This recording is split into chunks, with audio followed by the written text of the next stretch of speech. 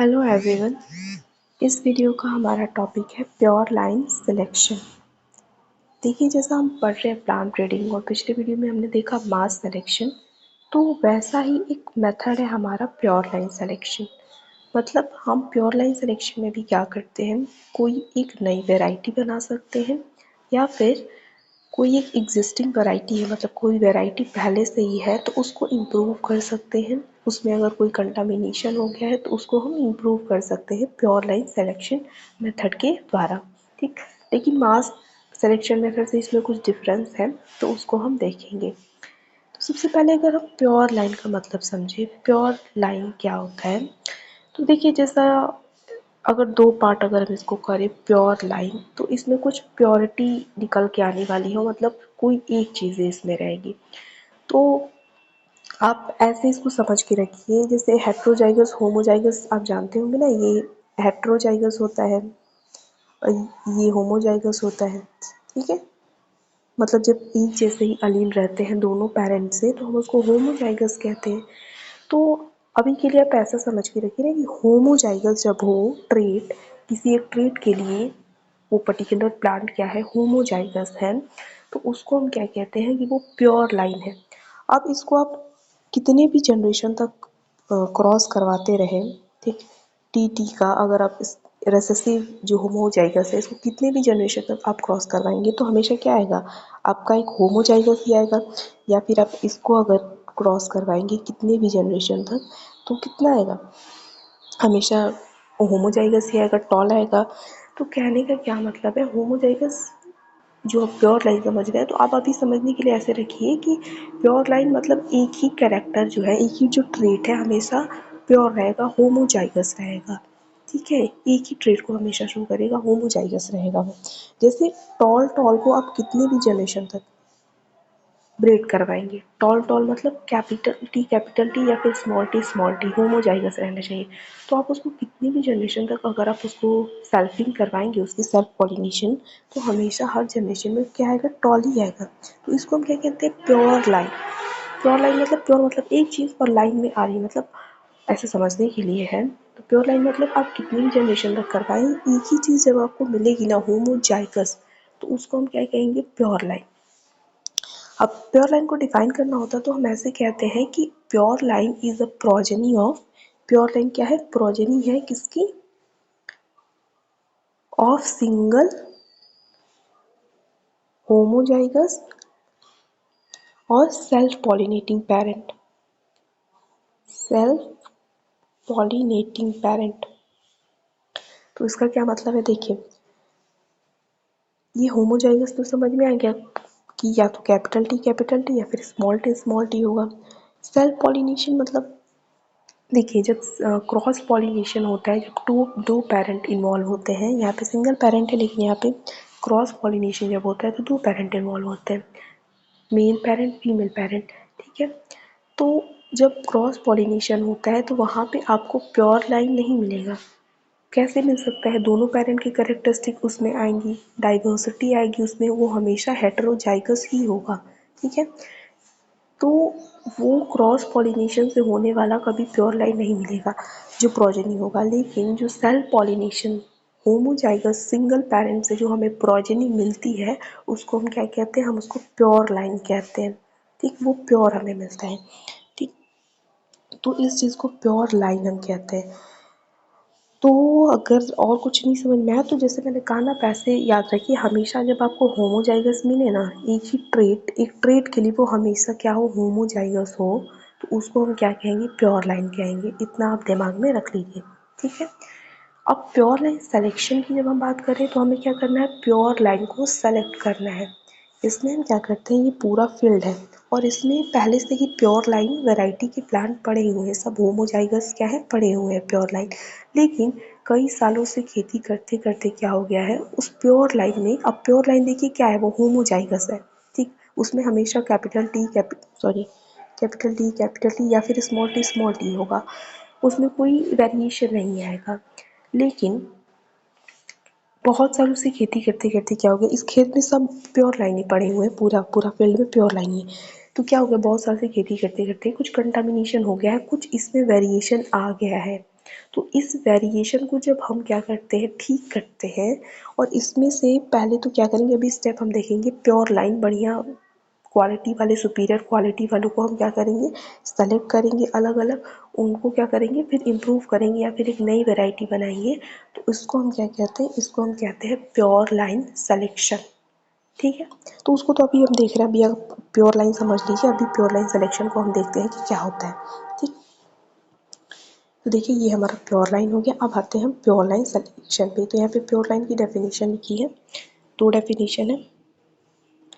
देखिए पहला जो है क्या है कि a pure line means those breeds of an organism that have been generated through repeated self-fertilization and have become homozygous for a particular trait। तो प्योर लाइन क्या होता है, प्योर लाइन उस ब्रेड को कहते हैं, हम उस ब्रीड को कहते हैं, ऑर्गेनिज्म की उस ब्रेड को जो क्या कहते हैं, जो रिपीटेड सेल्फ फर्टिलाइजेशन से क्या हुआ हो, डेवलप हुआ हो, और इसकी वजह से क्या हो गया है, वो होमोजाइगस हो गया है। जैसे ये हमारे पास पेरेंट है, कैपिटल टी कैपिटल टी, अब इसको रिपीटेड सेल्फ फर्टिलाइजेशन अब करवाते जा रहे हैं, इसकी सेल्फिंग करवाते जा रहे हैं, 4-5 जनरेशन तक करवाते जाएंगे, तो हमारे पास अब एक ऐसा जनरेशन आएगा ना कि उसके बाद वो हमेशा होमोजाइगस हो जाएगा, हमेशा कैपिटल टी या फिर स्मॉल टी ही देगा। अब इसके बाद इसका कितना भी सेल्फिंग करवाइए, सेल्फ फर्टिलाइजेशन करवाइए, हमेशा यही देगा। तो इसको हम क्या कहते हैं, प्योर लाइन। ठीक है, तो इसको हम क्या कहते हैं, जो रिपीटेड सेल्फ फर्टिलाइजेशन करवाने से क्या हो गया है, होमोजाइगस हो गया है किसी एक पर्टिकुलर ट्रेट के लिए। तो ऐसे हम जो ब्रीड होता है उसको हम क्या कहते हैं, प्योर लाइन कहते हैं। The trait is passed on the progeny if bread with another true breeding organism. तो वो ट्रेट क्या है, जो होमोजाइगस का ट्रेट है, वो फिर पास हो जाएगा अगली प्रोजेनी में, जब फिर से आप उसको एक फिर से होमोजाइगस से करवाएंगे। तो मतलब ये टी कैपिटल टी हमेशा पास होता रहेगा। तो ये होता है प्योर लाइन। दूसरा एक और डेफिनेशन है कि pure line refers to a population of plant that are genetically uniform. Pure line किसको हम कहते हैं, जेनेटिकली यूनिफॉर्म पॉपुलेशन को, and produce offspring with the same trait when self pollinated और cross pollinated with other member of the pure line. तो वही definition हो गई कि प्योर लाइन ऐसे पॉपुलेशन ऑफ प्लांट को कहते हैं जो जेनेटिकली यूनिफॉर्म होते हैं, या तो ये हो या तो ये हो। ठीक है, इसमें कैपिटल टी स्मॉल टी होगा तो वो प्योर लाइन नहीं होगा, लेकिन ये जेनेटिकली यूनिफॉर्म होते हैं। और जब इनकी आप सेल्फ फर्टिलाइजेशन करवाएंगे या फिर क्रॉस फर्टिलाइजेशन करवाएंगे, लेकिन क्रॉस तब होना चाहिए तभी वो प्योर लाइन होगा, तभी तभी भी हमेशा क्या आएगा, प्योर लाइन ही आएगा। तो ये तो हुआ हमारा प्योर लाइन। अब प्योर लाइन सेलेक्शन की जब हम बात करते हैं तो वो क्या होता है, तो देखिए pure line selection is practiced to produce absolute homozygous progeny for desired characters in self-pollinated crops। तो pure line selection self pollinated crops में किया जाता है। और प्योर लाइन सिलेक्शन को क्यों किया जाता है, तो प्रोड्यूस एब्सोल्यूट होमोजाइगस, एकदम आपको होमोजाइगस चाहिए, कुछ भी आपको कंटामिनेशन उसमें नहीं चाहिए, वो एब्सोल्यूट होमोजाइगस चाहिए जिसमें आपका डिजायर्ड कैरेक्टरिस्टिक है। मान लीजिए वो होमोजाइगस है टॉल हाइट के लिए, या फिर होमोजाइगस है हाई यील्ड के लिए, तो आप ऐसे ऑब्सोल्यूट होमोजाइगस वाले डिजायर्ड कैरेक्टर वाले जब प्लांट को सेलेक्ट करते हैं, ठीक है, तो उसको हम कौन सा मेथड अपनाते हैं, उसके लिए प्योर लाइन सिलेक्शन मेथड अपनाते हैं। ठीक, नेक्स्ट है कि it can be defined as the process of isolating a desirable homozygous individual from the mixed population and multiplying the same without contamination to release as a new variety.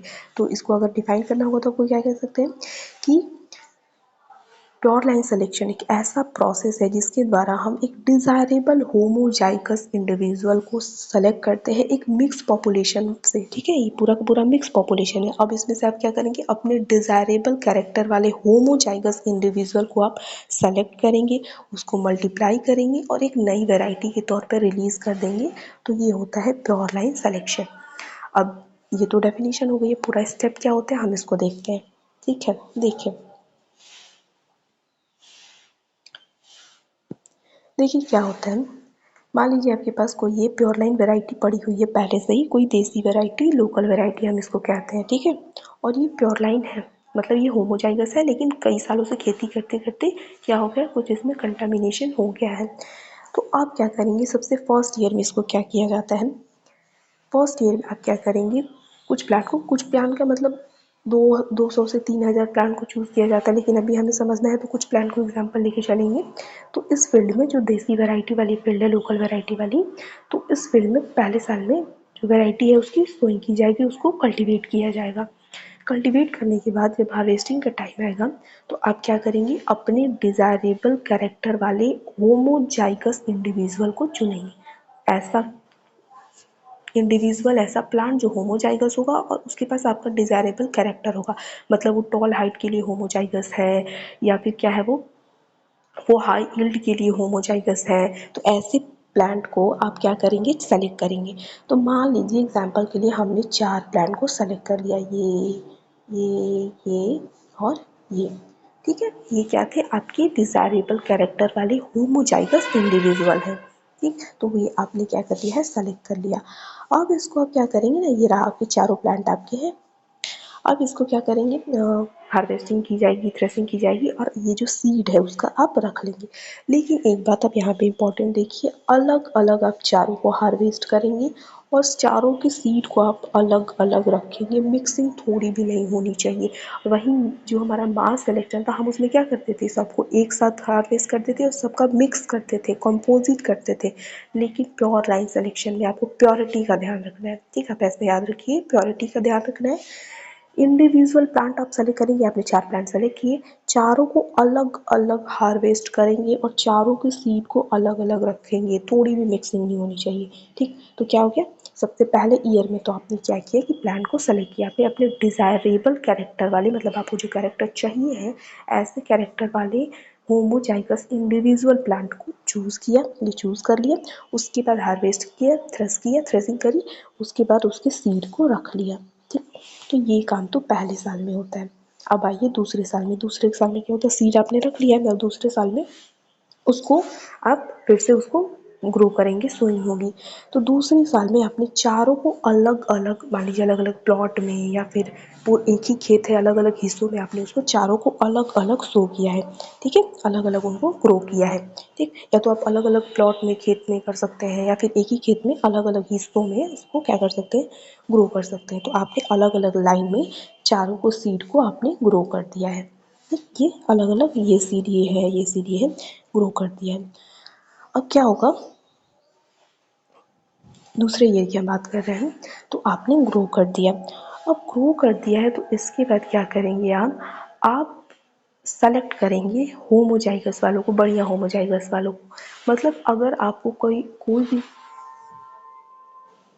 मतलब आपने यहाँ से देखकर तो बढ़िया वालों को चूज़ किया, लेकिन उसके बाद भी जब आपने सीड उसको सो किया तो ज़रूरी थोड़े है कि जैसा था वैसा का ही हो जाए, कुछ डिफरेंसेस होंगी, कुछ वैराइटीज़ आएंगी। तो जो अनडिज़ायरेबल होगा, बढ़िया नहीं होगा, आप उसको रिमूव कर देंगे। अब बढ़िया कहने का मतलब है कि आपको होमोजाइगस चाहिए, ठीक है, प्योर लाइन चाहिए, तो सबकी हाइट सेम होगी, सब बढ़िया प्रोडक्शन देंगे, तो आप उनको रखेंगे सेम अमाउंट में जो होगा। तो अब मान लीजिए ये वाला है ना, तो ये इसकी हाइट बहुत लंबी हो गई है, इसमें ये वाला है तो इसकी हाइट बहुत छोटी हो गई है, या फिर जो यील्ड था बिल्कुल नहीं है या बहुत कम है, सेम वैसा ही इसमें हो गया। तो क्या कहने का मतलब है, आपको जो सबसे बढ़िया वाला प्लॉट होगा उनके सीड को हार्वेस्ट करना है और रख लेना है, और इनको रिजेक्ट कर देना है, इसको इसको रिजेक्ट कर देना है। मान लीजिए और भी लाइन होगा, हमने ये एग्जाम्पल के लिए यहाँ पे 4 लिया है ना, अभी तो बहुत ज़्यादा होगा, 200 से 3000 प्लांट लिए जाते हैं। तो उसमें से जो अनवांटेड प्रोजेनीज होती है, मतलब जो बढ़िया कह सकते हैं कि डिज़ायरेबल वाली नहीं होती है, उनको रिजेक्ट कर दिया जाता है। ठीक, तो दूसरे साल में ये होता है, बढ़िया प्रोजेनी वाले को सेलेक्ट करते हैं और जो अनडिज़ायरेबल वाली होती है उनको हम रिजेक्ट कर देते हैं। ठीक, तो सेकेंड ईयर में हो गया। अब आते हैं थर्ड ईयर में। तो थर्ड ईयर में क्या होता है, थर्ड ईयर में आपने बढ़िया वालों को सेलेक्ट कर लिया है। ठीक है, मान लीजिए आपने इसको रिजेक्ट कर दिया था और इन तीनों को सेलेक्ट कर लिया था। ठीक है, इसको रिजेक्ट कर दिया था आपने, तो ये तीनों को आपने क्या किया, सेलेक्ट कर लिया। ठीक, अब सेलेक्ट करने के बाद इसको क्या करेंगे, अब जो हमारा वो था स्टैंडर्ड चेक के साथ अब इसका क्या होगा, कंपटीशन होगा, जैसा मास सिलेक्शन में हुआ था। स्टैंडर्ड चेक क्या होता है, मान लीजिए आप जिस एरिया में इस चीज़ को परफॉर्म कर रहे हैं, जहाँ पे ये खेती आपने की हुई है, तो उस एरिया में और भी वेराइटीज़ होंगी, पॉपुलर वेराइटीज़ होंगी उस प्लांट की। मान लीजिए हाँ, अगर हम इसको वीट लेके चल रहे हैं, वीट की प्योर लाइन लेके चल रहे हैं, तो वीट की और ज़्यादा और पॉपुलर वेराइटीज़ होंगी उस एरिया में। तो स्टैंडर्ड चेक क्या होता है ना कि जो आपने सेलेक्ट किया है उसको इन चेक के साथ, स्टैंडर्ड चेक जो पॉपुलर वैरायटीज़ है उनके साथ जब आप इसको करवाते हैं, कल्टीवेशन साथ साथ करवाते हैं, आपने अपनी वाली प्लांट को यहाँ पे लगाया है और ये स्टैंडर्ड चेक है। स्टैंडर्ड चेक मतलब जो पॉपुलर वैरायटी है उस एरियाज़ में वो है। तो आपने मान लीजिए ये एक पॉपुलर वैरायटी है उस एरिया में गेहूँ की, ये है दूसरी, ये तीसरी पॉपुलर वैरायटी है। तो इनके साथ आप क्या करेंगे, अपनी जो आपने सेलेक्ट किया है डिज़ायरेबल कैरेक्टर वालों को, उसको क्या करेंगे, क्रॉप करवाएंगे, ग्रो करवाएंगे। अब इसका फ़ायदा क्या है, देखिए अब इससे कंपटीशन होगा। आपने अपनी डिज़ायरेबल करेक्टर वालों को चूज़ किया है, अब उसको क्या करें, जो पॉपुलर है उस एरिया में उसके साथ उसको क्रॉस करवाएंगे। तो कोई सीड पॉपुलर है उस एरिया में, कोई वैरायटी पॉपुलर है, तो क्यों पॉपुलर होगी, वो बहुत बढ़िया होगी, बहुत ज़्यादा यील्ड देती होगी, बहुत कम डिजीज़ रेसिस्टेंस होगी, सॉरी डिजीज़ सेंसिटिव होगी। तो ऐसे प्लांट को हम क्या करेंगे, मतलब ऐसे वैरायटी के साथ इसको क्या करवाया जाता है, ग्रो करवाया जाता है, साथ साथ में कंपटीशन करवाया जाता है। तो इससे फ़ायदा ये होता है कि मान लीजिए आपने जो सेलेक्ट किया है, आपने इसको सेलेक्ट किया है, इसको सेलेक्ट किया है, तो ये अगर पॉपुलर वैरायटी से भी ज़्यादा प्रोडक्शन देगी फिर तो आपकी वैरायटी बहुत अच्छा है, आपने जो सेलेक्ट किया है वो बहुत अच्छा है, ठीक। लेकिन अगर पॉपुलर वैरायटी से कम यील्ड देगी तो हम इसको रिजेक्ट कर देंगे, क्योंकि वो पॉपुलर वैरायटी से कम यील्ड दे रही है, इसका कहने का मतलब है वो बढ़िया नहीं है, उतनी बढ़िया नहीं है। ठीक। तो इसमें क्या होता है, थर्ड ईयर में हम स्टैंडर्ड चेक के साथ उसको क्या करवाते हैं, स्टैंडर्ड चेक के साथ ग्रो करते हैं for the purpose of competition, जिससे हमें क्या मिल जाए, हमें पता चल जाए कि हमारी जो वैरायटी है वो बढ़िया है कि नहीं है। ठीक। तो सेम ये चीज़ किया जाता है थर्ड ईयर में। प्रीलिमिनरी यील्ड टेस्ट इसको कहते हैं, प्रीलिमिनरी यील्ड ट्रायल कहते हैं, ठीक। और ये सेम एरिया में प्रोवाइड करवाई जाती है जहाँ पे है वो। अब चौथे से छठे साल में क्या होता है, इसको क्या किया जाता है, मल्टीपल सेवरल लोकेशंस में कोऑर्डिनेटेड वैराइटल ट्रायल किया जाता है। कि हम समझ सकते हैं कि देश के अलग अलग हिस्सों में आपने जो सेलेक्ट किया, मान लीजिए ये वाली जो आपकी वैरायटी थी और ये वाली वैरायटी, इसने सॉरी ये वाली वैरायटी आपकी और ये वाली वैरायटी जो आपकी है वो स्टैंडर्ड चेक से ज़्यादा प्रोडक्शन दिया उसने, मतलब वो बढ़िया क्वालिटी की है। तो अब उसको क्या भेज दिया जाएगा, कोऑर्डिनेटेड यील्ड ट्रायल में भेज दिया जाएगा। यहाँ पे 4 मैंने एग्जांपल लिए हैं, हमारे एग्जांपल मान लीजिए इसको रिजेक्ट कर दिया गया है, लेकिन समझने के लिए, ठीक। तो अब मतलब आपका जो स्टैंडर्ड चेक से ज़्यादा आएगा यील्ड, अब उसको किस में भेज दिया जाएगा, कोऑर्डिनेटेड यील्ड ट्रायल में भेज दिया जाएगा। और ये सेवरल लोकेशन पे परफॉर्म की जाती है, मतलब आपका इसका जो सीड होगा, अब इसको बिहार, एमपी, गुजरात, पंजाब सारी जगहों पे भेज दिया जाएगा। और वहाँ पे अब उनके अलग अलग एरिया में, अब ये नहीं कि गुजरात में एक जगह ग्रो किया जाएगा, गुजरात के अलग अलग हिस्सों में उसको ग्रो किया जाएगा और वहाँ की जो पॉपुलर वैराइटीज़ है उनके साथ उनका क्या होगा, प्रोडक्शन किया जाएगा साथ साथ में। अब वहाँ पे अगर उनकी वैराइटीज़ से भी अगर उसने अच्छा परफॉर्म किया, आपने जो सेलेक्ट किया था, फिर तो उस एरिया में उसको एक नई वैरायटी के तौर पे रिलीज़ कर दिया जाएगा, ठीक है। लेकिन अगर उसने उस वहाँ की पॉपुलर वैरायटी के साथ अच्छा परफॉर्मेंस नहीं दिया, कम प्रोडक्शन दिया, तो फिर उसको हटा दिया जाएगा, रिजेक्ट कर दिया जाएगा। लेकिन अगर उसने वहाँ की पॉपुलर, मान लीजिए गुजरात के एक पर्टिकुलर एरिया में उसने वहाँ की पॉपुलर वैरायटी से कहीं ज़्यादा उसने क्या किया, प्रोडक्शन दिया, तो उस एरिया में उस वैरायटी को एक नई वैरायटी के तौर पे वहाँ पे रिलीज़ कर दिया जाएगा, मतलब उसका मल्टीप्लिकेशन होगा, ज़्यादा नंबर में प्रोडक्शन किया जाएगा और फिर फार्मर्स के बीच में उसको एक नई वैरायटी के तौर पे रिलीज़ कर दिया जाएगा। तो ये पूरा होता है, ये 7वां साल होता है, 7वें साल में तो ये पूरा हमारा प्रोसेस चलता रहता है प्योर लाइन सिलेक्शन का। तो सबसे पहला क्या होता है, जो लोकल वैरायटी होती है उसको ग्रो किया जाता है, ठीक है। यहाँ पे ग्रो किया गया, 200 से 300 प्लांट को सेलेक्ट किया जाता है सुपीरियर फिनोटाइप, 300 नहीं 3000 प्लांट को सेलेक्ट किया जाता है, ठीक है। अब उसमें से क्या करेंगे, आप इंडिविजुअल प्लांट को सेलेक्ट करेंगे, एक एक को सेलेक्ट करेंगे, हार्वेस्ट करेंगे, उसके सीड को रख लेंगे। फर्स्ट ईयर में ये होता है, मिक्सिंग नहीं करनी है। सेकेंड ईयर में क्या होता है, सेकेंड ईयर में जो इंडिविजुअल प्लांट प्रोजेनिस होती है उनको अलग अलग ग्रो किया जाता है, अलग अलग प्लॉट में, अलग अलग हिस्सों में। और उसके बाद अनडिज़ायरेबल जो जिसमें अच्छी क्वालिटीज़ नहीं होंगी उनको क्या कर दिया जाएगा, रिजेक्ट कर दिया जाएगा, ठीक। थर्ड ईयर में क्या होता है कि सेलेक्टेड प्रोजेनिस को प्रीलिमिनरी यील्ड ट्रायल में भेज दिया जाता है और स्टैंडर्ड चेक के साथ उनको ग्रो किया जाता है। स्टैंडर्ड चेक के साथ कंपटीशन करवाएंगे तो अच्छी वाली क्वालिटी, मतलब बढ़िया वाली जो वैरायटी है हमारे पास निकल के आ जाएगी। उसके बाद 4th 6, ये 6 होगा। 6th ईयर में क्या होता है कि उसको मल्टी लोकेशन यील्ड ट्रायल होता है, देश के अलग अलग हिस्सों में उसको भेजा जाता है और वहाँ के जो चेक होते हैं, वहाँ की जो पॉपुलर वैरायटी होती है उनके साथ उसको ग्रो किया जाता है। इसी के साथ साथ यहाँ पे डिजीज़ रेसिस्टेंस और क्वालिटी टेस्ट भी किया जाता है। ठीक है, यहाँ पे अलग अलग हिस्सों में उसको भेजा जाता है तो वहीं पे उसका डिजीज़ रेसिस्टेंस और क्वालिटी टेस्ट भी किया जाता है। और 7वें ईयर में क्या कर दिया जाता है, जो चेक वैरायटी से भी ज़्यादा सुपीरियर होती है उसको हम क्या कर देते हैं, एक नई वैरायटी के तौर पे रिलीज़ कर दिया जाता है, उसका मल्टीप्लिकेशन किया जाता है और फार्मर्स के बीच में एक नई वैरायटी उसको नाम दे दी जाएगी और डिस्ट्रीब्यूट कर दिया जाएगा। तो ये पूरा स्टेप हमारा क्या है, प्योर लाइन सिलेक्शन मेथड का स्टेप होता है और इस तरीके से हमारे पास एक नई मेथड एक नई वैरायटी आ जाती है। तो ये हमारा हुआ प्योर लाइन सिलेक्शन का मेथड। वही डायग्राम यहाँ पे लिखा गया है, यहाँ पे बस डायग्राम है। अब आते हैं फीचर्स की बात करते हैं कि ये जो प्योर लाइन सिलेक्शन होता है इसमें जो हमें प्योर लाइंस मिलते हैं तो इसका क्या क्या फीचर्स होता है। तो सबसे पहला तो होमोजीनियस। तो देखिए ये तो हम पहले से बात करते हैं कि प्योर लाइन खुद होता है होमोजीनियस होता है, मतलब या तो टीटी, मतलब जो दोनों एलील्स होंगे वो क्या होंगे, या तो वो होमोजाइगस होंगे। ठीक है, तो क्या होता है, होमोजाइगस होता है।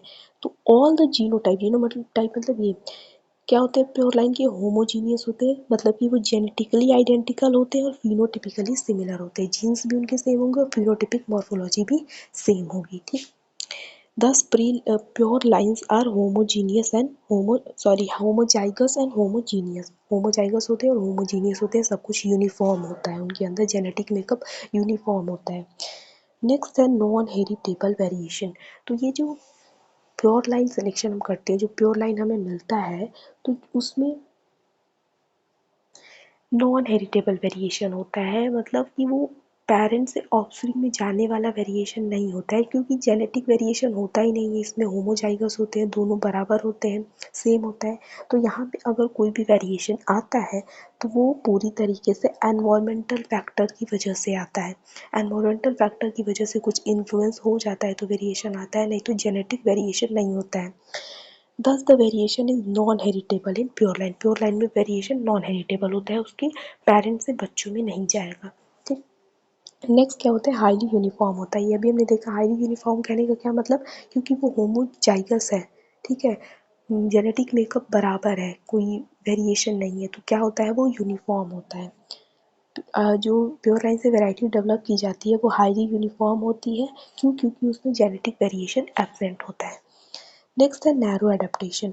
मतलब ये एक बहुत ही ब्रॉड रेंज की कंडीशंस में अडेप्ट नहीं कर पाएगी, क्योंकि ये क्या होता है, होमोजाइगस है।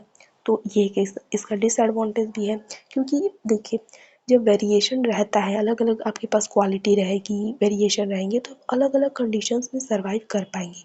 लेकिन आपके पास वेरिएशन है ही नहीं, जैसे कि प्योर लाइन में उसके पास एक ही ट्रेट होमोजाइगस है, तो इसकी अडेप्टेबिलिटी बहुत ही नैरो होती है, ब्रॉड नहीं होती है। तो pure line varieties have narrow adaptation and poor adaptability than heterogeneous population। ठीक है, heterogeneous के पास वैरायटी होती है लेकिन इसके पास तो वैरायटी होती नहीं, इसीलिए ये क्या कर पाता है, बहुत ही नैरो रेंज में ही अडेप्ट कर पाता है।